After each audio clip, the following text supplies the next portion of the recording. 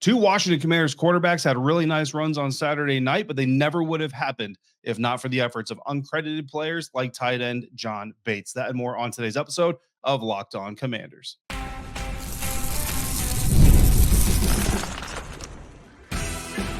You are Locked On Commanders, your daily podcast on the Washington Commanders.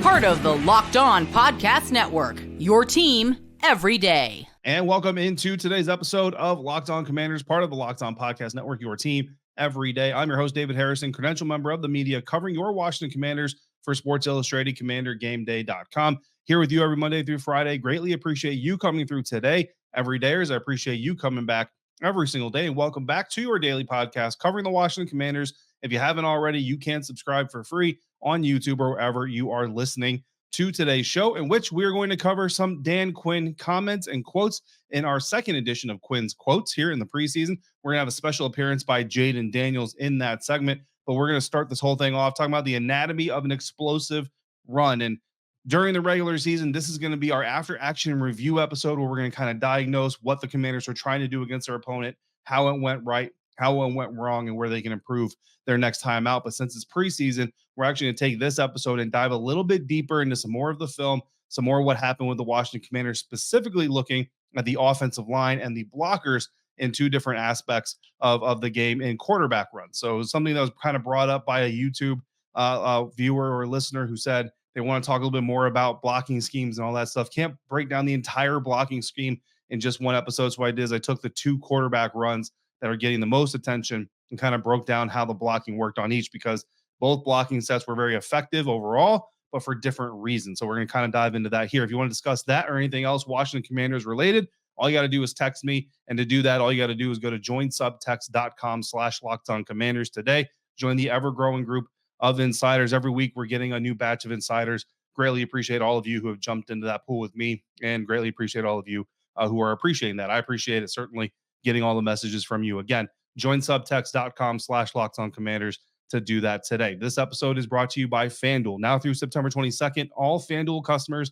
can bet $5 and get a 3-week free trial of NFL Sunday Ticket from YouTube and YouTube TV. Visit FanDuel.com/LockedOn to get started. So like I said, we got a question on YouTube asking to do a deeper dive into the blocking scheme. So we're going to do that here, but we're going to focus on two plays in particular to start off because they bring up valuable points about blocking to create success, and they both feature quarterbacks. So the first is going to be Jaden Daniels' 13-yard run, and the second is going to be Jeff Driskel's 41-yard run. So on the Jaden Daniels run, what we're looking at here is the importance of line combinations and lead blocker discipline. So let me set the stage here. It's 2nd and 4 at the Washington 37-yard line. They're in shotgun, 11 personnel, so one running back, one tight end. It's a 3-by-1 set, 3 receivers to one side of the formation, 1 to the other side of the formation. And tight end John Bates is one of the 3 on the 3-by-1 side, but he's in the backfield, more of an inline stance. So he's got his hand in his dirt, right, or in the dirt, but he's not connected to the line of scrimmage, more almost like in a fullback position, but he's in front of Jaden Daniels. So it's kind of a unique formation here from the Washington Commanders offense. Olamide Zaccheaus is the Z receiver, so he's off the line of scrimmage, but out wide, off the line of scrimmage on the right side. And the play is a read option. So Jaden's job here is to read the play side edge, which is his right side, the left defensive end for the Miami Dolphins. And if that defensive end crashes down on the run action, the play action to hand off the ball, then Jaden pulls it and takes off. If he doesn't crash, if the defensive end plays it a little bit more disciplined, then he hands it off and lets the running back get what he can get. In this case, that defender in question for the Dolphins is rookie defensive end Chop Robinson, which every day is going back to the draft process. You're going to remember how much we really liked Chop Robinson. So very talented young man. Now, they're going up against 4 down linemen for the Miami Dolphins defense. And what you see at the snap of the ball is the right tackle, right guard combo block on the left defensive tackle, the center and left guard combo block on the right defensive tackle. And their effort is to open up a hole in the middle in case Jaden Daniels gives the ball to the running back, who's Austin Eckler. The left tackle is all alone, and he's got rookie defensive end Mo Kamara out of Colorado State, another rookie every day, as you'll remember, that we really liked during the pre-draft process. So what Cornelius needs to do is prevent him from getting backside penetration quickly to disrupt the run if the quarterback hands off the ball. But the reason they lead the left tackle in solo is because the ball's either going up the middle, and hopefully that left tackle can basically just keep him, like I said, from being disruptive right off the snap, or the quarterback's taking it around the right side, so you don't need as much protection on that side because Mo Kamara catches Jaden Daniels from the backside. that quickly, then you have no business running this type of a quarterback option in the first place. Now, there's really two plays to diagnose here from a blocking scheme perspective. And that, of course, is the blocking that goes to the quarterback keeper side and the blocking that goes to the handoff side, because guys are blocking their assignments regardless of what's happening behind them initially, because they can't anticipate what's going to happen behind them initially. So let's talk about what happened, because obviously Jaden Daniels keeps the ball, runs around the right side, gains 13 yards. So Chop Robinson crashes. It means that the read is good. Jayden keeps the ball for himself, and tight end John Bates, who again is lined up on the left side, almost in a front fullback, detached tight end type of formation, kicks out in front of him to be a lead blocker. Now, this is good for two reasons. And the reason that we see happen on this play, because Chop crashes, Bates avoids contact with him. He actually intentionally goes around him and says, you're not going to get in my way. I'm not going to get in yours, because I'm going to get downfield and become my quarterback's lead blocker. Now, because the two inside linebackers for Miami bite on the run action, they both collapse towards the Austin Eckler handoff. Sam Cosmi is able to get off of his combo block with the right tackle, Andrew Wiley, get into the second level defender, one of those off ball linebackers, and prevents that play side linebacker from making a play on the quarterback keeper. As Jayden hits the edge, as a result, he's by himself. He's got John Bates in front of him, and he's got Olamide Zaccheaus up the field with the defensive back alone, and a lot of green to go up in front of him. John Bates, running as the lead blocker, targets the safety who's already downfield, and is basically, at this point, kind of your last line of defense if you're the Miami Dolphins. Now, OZ is trying to push his man towards the boundary. As the lead blocker, John Bates' assignment is to push the safety more towards the inside of the field. And basically what that'll do is create a line right there along the right quarter of the field to run between the two guys and hopefully get free for a long touchdown run. Now, Daniel sees the lane starting to take form, but here he's got to slow down because he's faster than John Bates, and John Bates trying to pursue that defender. This is where Dan Quinn would want Jaden Daniels to get down. You've caught up to your lead blocker. You're having to slow down. In the NFL, that backside pursuit that you just ran by in college, they're not catching up to you most likely. In the NFL, they're going to catch you. That's exactly what happens. That is where this coaching staff will turn on the tape and say, hey, Jayden, so in the future, boom, we do this. You head outside right, you make the right read, Chop collapses down, you follow your lead blocker, everything is beautiful. You catch up to your lead blocker in this situation, go ahead and just get down or get out of bounds while gaining a few extra yards. Don't stand there and basically try to wait for the block to set up. Because that's basically what Jaden Daniels is doing, is he's being patient, trying to let John get his block secured so that he can take advantage of that block. Instead, you're going to want him to get down or get out of bounds in a real game. And I promise you that is a conversation that they've had in the tape room. Now, the good news here, and it helps that you've already passed the first down marker, right? So you've already got the first down, which is the first priority, obviously, and you're probably not going to get loose for a touchdown here. Let's give a little bit of a hat tip here to the Dolphins safety. So that deep defender was Elijah Campbell. Campbell deserves some kudos too, because he actually stops his straight line pursuit. So he's coming downhill towards John Bates trying to attack the play. But he kind of realizes at one point, like, hey, I'm getting set up here to open up this lane for this quarterback. So he goes flat and forces John Bates to have to run further, which forces Jaden Daniels to have to follow John Bates further, which is what helps the backside defense catch up to him. So a hat tip to the young safety there, because a lot of over aggressive guys would have basically run right into John Bates, allow him to clean out that lane, and then Jaden Daniels can accelerate in theory and take it to the house. So again, a couple of things happening there. So why this design is so cool though on this play is because it offers a fail-safe. So if Jaden Daniels keeps the ball, but Chop Robinson doesn't actually crash the run action to Austin Eckler, John Bates will be there to clean up that blocker. And now Jaden Daniels will still have an avenue to at least gain some positive yards. He'll lose his lead blocker running down the field. So obviously that play is going to be a little bit shorter. But the positive is the punishment, the rookie quarterback's not going to get punished for making the wrong read. So I really like that play design for those factors and all those things. So it's a really good play drawn up there by Cliff Kingsbury. Now on the run action, if Jaden Daniels hands off the ball, it's not even whether or not Chop is going to blow this up.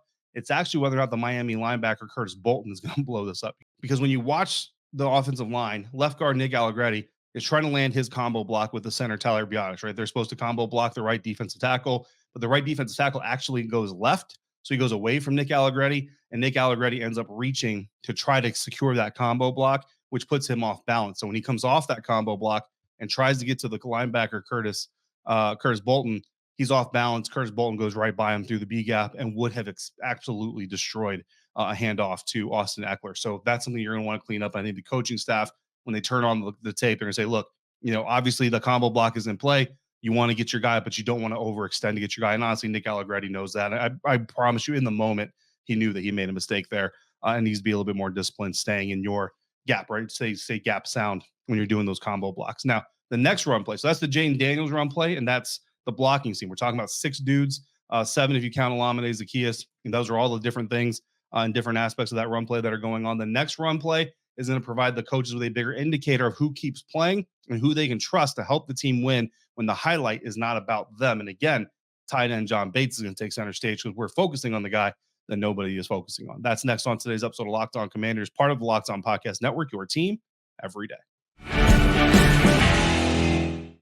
And today's episode of Locked On Commanders is brought to you by FanDuel. You've heard us talk a lot about FanDuel. It's America's #1 sports book, so it deserves a lot of attention. Well, we've got something a little bit different for you now. Through September 22nd, all FanDuel customers can bet $5 and get a 3-week free trial of NFL Sunday Ticket from YouTube and YouTube TV. Then, with a YouTube TV base plan, you'll be able to watch every regular season Sunday afternoon out of market game. All you need is a Google account and current form of payment, and you can cancel at any time. And with that, you can go watch your Washington Commanders as they compete in the regular season, kicking it all off against the Tampa Bay Buccaneers, where the Washington Commanders are currently underdogs. But if you want to place a bet on a game, the Commanders are favored. They are currently favored by 2.5 points to beat the New England Patriots this coming Sunday night in their preseason finale. They got plus 120 odds to win the whole game as well. So if you just want to stick to football, you can do that. But whatever it is you want to do, just visit FanDuel.com/lockedon and download America's #1 sportsbook. Tight end John Bates is going to get a lot of shine in this episode for his efforts on not 1, but 2 quarterback runs. Thank you for making Locked On Commanders your first listen today. For your second listen, check out the Locked On Fantasy Football podcast and get daily insight into the best fantasy football draft strategies to help you win your league this season. Part of the Locked On Podcast Network, your team every day. So we just got done breaking down with Jaden Daniels' 13-yard run and how instrumental a guy like John Bates is to a play like that. Because again, not only is he protecting the quarterback by being the lead blocker when things go right in the backfield, and things go wrong in the backfield, and a guy like Chop Robinson, it stays disciplined, but Jayden makes the wrong read or a combination of the two. John Bates is going to be there to help lead block for his quarterback anyway and help him hopefully escape that backfield with minimal damage, minimal contact, and at least a little bit of positive yardage. So I really like the play design, and you really like the effort on John Bates. Not knowing if the play is actually going to go to that side doesn't matter. I'm going to go get out there. I'm going to get in position to do what I need to do, regardless of what happens behind me. So that's all by design, and that's definitely one part of this blocking breakdown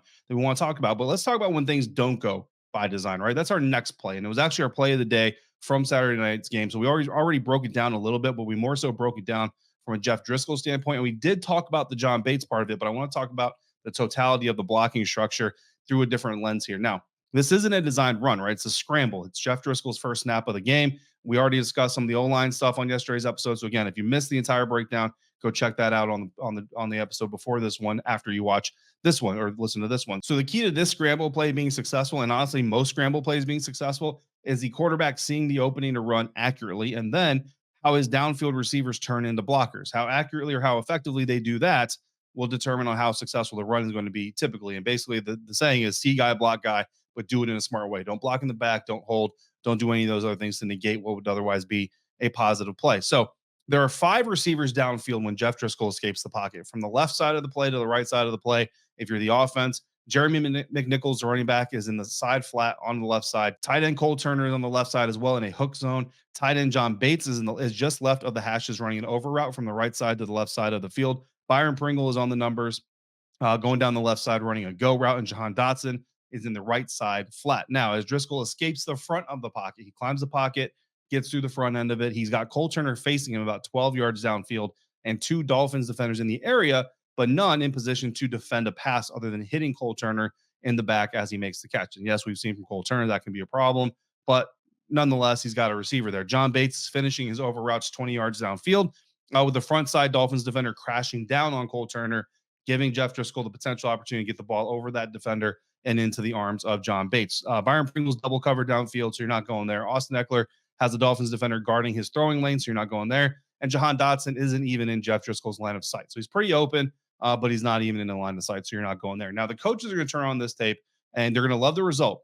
41-yard gain, you're always going to love a 41-yard gain, but you're going to tell Jeff Driskel that when the Dolphins defender between Cole Turner and John Bates is crashing down on Turner like that, you want to throw the ball over his head 20 yards downfield to Bates, who's wide open now on the over route, especially when you're 5 yards behind the line of scrimmage, like Jeff Driskel was. Not sure if he was aware of how far behind the line of scrimmage he was when he started running, but nonetheless, you turn on the tape, you see that he's got 5 yards between him and the line of scrimmage. Take advantage of that opportunity, get the ball out to to John Bates. But Jeff Driskel takes off because he sees about 10 yards of green ahead of him. His eyes got wide, and he goes ahead and takes advantage of that opportunity. Now, the defenders on Dotson and Turner try to actually converge in on Jeff Driskel as he's running upfield. But fortunately for Jeff Driskel, they underestimated his speed, and he's able to kind of squeeze through that alleyway before those two defenders get to him. But both those defenders went unblocked. Now, before that happens, and before Driskel even gets up the field past those two defenders, John Bates is already running back towards the defender that he just beat. So imagine that. Like, you're running from your right to your left as a tight end. You get separation off the guy that's supposed to be following you. And then all of a sudden you're turning back and saying, hey, guy that I just ran by, I'm going to come catch you. So John Bates does that, catches up with that defender that he had just pulled away from. And it's a good thing that he does, because as Jeff Driskel is getting downfield, John Bates is in position to basically be a screen defender for him against the Miami Dolphins pursuit. But that's not even the best part. Okay. I actually went back and watched this play again. Byron Pringle is like 20 yards downfield, sees that John Bates is in position to be a screener for Jeff Driskel, points to Jeff Driskel and says, hey, go that way. You got to help over there. You see Byron points. You see Jeff look over, says, oh, look, there's big John Bates. Cuts around John Bates, gains 10 more yards in the process. So receivers turning into blockers, helping their quarterback, helping navigate the field. John Bates and Byron Pringle combining there to help their quarterback turn a big run into an even bigger run. Now that's teamwork at its highest point, right? And that's where a receiver staying alive for the quarterback is super impressive, super important. Asked Dan Quinn about that at his press conference on Monday, and DQ said, quote, that is probably where a lot of explosive plays live, and it's the downfield blocking. It could be a run play that goes out the backside, and the backside wide receivers trying to get to the middle field safety. The example of that is really using the urgency, not coming back towards the line of scrimmage, but working downfield to the next block or something that we worked on a lot. And John Bates getting in another block, and that one was good. It was good to see Jeff Driskel get out, make some plays with his legs. That's always been part of his game, and it showed up again Saturday night, end quote. So absolutely. And I think the key there is you see John Bates on that play turning upfield to go be a blocker for his quarterback, even though on the other side of the play, there are two defenders converging on him that you would say most likely are probably going to bring him down. But that doesn't matter. Again, John Bates having the mentality of, I'm going to go do what I need to do. Whatever happens behind me, happens behind me. But at the end of the day, when the ball comes this direction, if it comes this direction, I'm going to be where I need to be. That's how you get teammates to trust you. John Bates not getting a lot of love for those two plays, but very, very instrumental in both of those plays being as successful as they were. And that's our first quote from Dan Quinn on today's episode. But of course, there's going to be more, because it is time for Quinns Quotes edition number 2 here in the preseason. Of course, we got to discuss Jaden Daniels being named the starting quarterback, and we're going to talk about Jaden Daniels' reaction as well on this episode of Locked On Commanders, part of the Locked On Podcast Network, your team every day.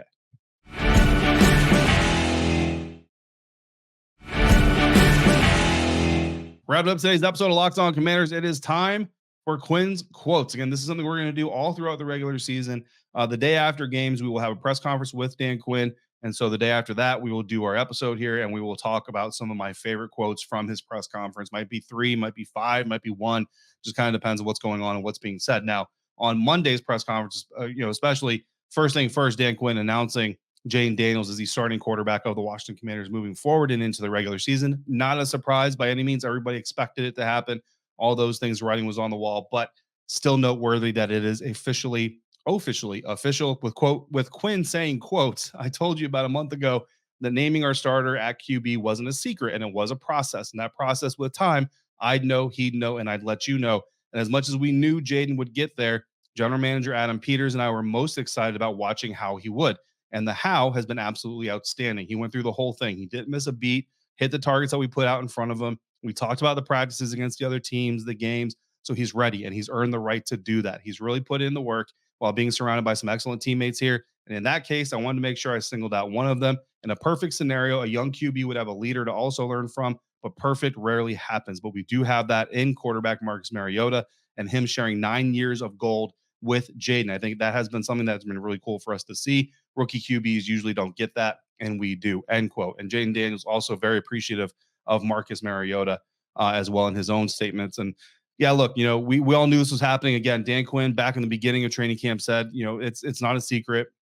but there's a process to getting there. And Jaden Daniels is going to have to hit all these benchmarks to get there. And he's done nothing but answer the bell every single time. And then through games, through joint practices, all of those things has certainly been just kind of on point. Dan Quinn was also asked about the potential areas of concern with Jaden Daniels during the draft process on Jaden Daniels, addressing those mainly with his ability or willingness to take hits as a runner.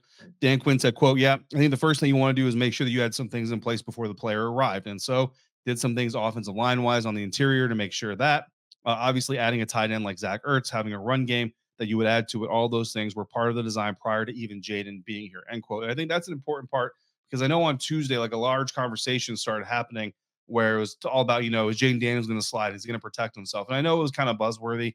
And in a lot of ways, probably should have let off the show with it today. But honestly, I don't think it's a conversation that needs to be had as seriously as it's being had in some circles. So that's why I didn't do it, just because I want to give you guys honest coverage. And I don't think it's that big of a deal, at least not as big a deal as some people are making it now.